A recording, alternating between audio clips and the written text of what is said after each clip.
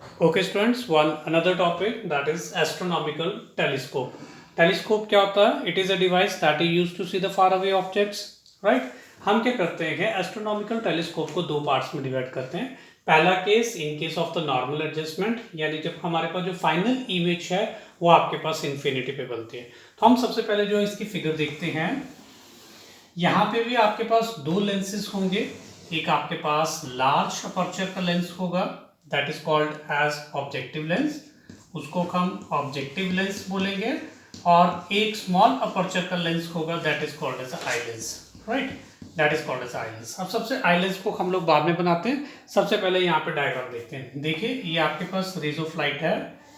Suppose कीजिए आपके पास जो रेज ऑफ लाइट है वो इन्फिनिटी से आ रही है। डन। अब क्या होगा, जो सेंटर से आती है वो सेंटर की सीधी चली जाएगी। तो आपके पास ऑप्टिकल सेंटर C1 से आ रही है। डन। अब दूसरी रे ऑफ लाइट क्या होगी, यहाँ से बेंट होगी, ये यहाँ से बेंट होगी, दोनों की दोनों रेज ऑफ लाइट यहाँ पे निकल जाएंगे। जहाँ पे दोनों की दोनों या तीनों की तीनों रेज ऑफ लाइट मिल रही है वहां पे इमेज इज फॉर्म्ड। मान लो इस इमेज को हम लोग यहाँ पे बोलते हैं, राइट। अब आप एक चीज और देखिए, ऑब्जेक्ट हमारे पास रेज ऑफ लाइट इंफिनिटी से आ रही है। जब रेज ऑफ लाइट इंफिनिटी पे आती है, ऑब्जेक्ट इंफिनिटी पे रखा तो इमेज कहाँ बनता है, फोकस के ऊपर, यानी ये आपके पास फोकस का काम करेगा। जो आपके पास ये फोकस का काम करेगा, ओके। क्या होगा, जब रेज ऑफ लाइट आपके पास इंफिनिटी पे रखी है तो इमेज क्या बनती है, फोकस के ऊपर। अब ये फोकस है ऑब्जेक्टिव का, हम लोग इसको F0 से रिप्रेजेंट करते हैं। अब देखिए ये रेज ऑफ लाइट जो यहाँ पे आ रही थी, ये रेज ऑफ लाइट आगे जाके क्या है, एक स्मॉल अपर्चर वाले लेंस से क्रॉस होकर जाएंगे, that is called as the eye lens. Done. हम क्या करते हैं, इसको ऑप्टिकल सेंटर को C2 से रिप्रेजेंट करते हैं। ये रे ऑफ लाइट यहाँ स्ट्राइक करेगी, ये रे ऑफ लाइट यहाँ स्ट्राइक करेगी। यहाँ स्ट्राइक करने के बाद ये दोनों की दोनों पैरेलल में यहाँ पे हम लोगों को यहाँ पे दिखाई देंगी। हम लोगों ने आईसीएस को रिप्रेजेंट किया।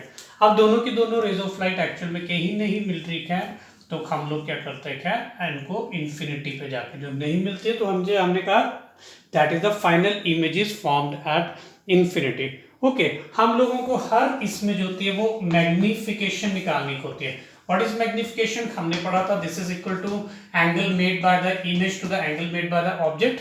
यानी अगर एंगल स्मॉल है, this is equal to tan beta by tan alpha. तो सबसे पहले मुझे क्या चाहिए, tan alpha tan beta. Okay, ये अल्फा ऑब्जेक्ट ने इसके साथ, अगर ये अल्फा तो ये भी अल्फा हुआ, वर्टिकली ऑपोजिट एंगल। सबसे पहले मैं इसमें वैल्यू पुट कर देता हूं। अल्फा वाले में जो नीचे है आपके पास, this is perpendicular, what is perpendicular, AB upon base, this is equal to C1B, right. अब दूसरा to the angle made by the image. अब इमेज तो आपके पास ये है, नेचुरली वैसे तो इन्फिनिटी पे, अब इमेज इसी को कंसीडर हम क्या करते हैं, यहाँ से जो सेंटर से जाती है वही एज इट इज। तो यहाँ पे this is the angle made by the image, image का एंगल बीटा है, तो क्या करते हैं, यहाँ पे tan बीटा का formula, this is equal to perpendicular और base, this is equal to C2B। ये कैंसिल हो गया।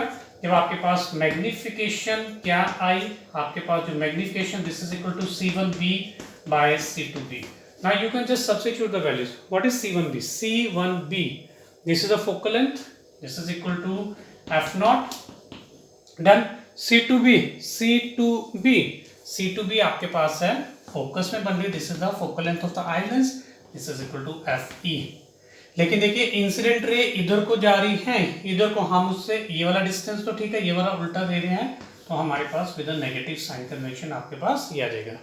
This is the required expression for when the image is formed at infinity.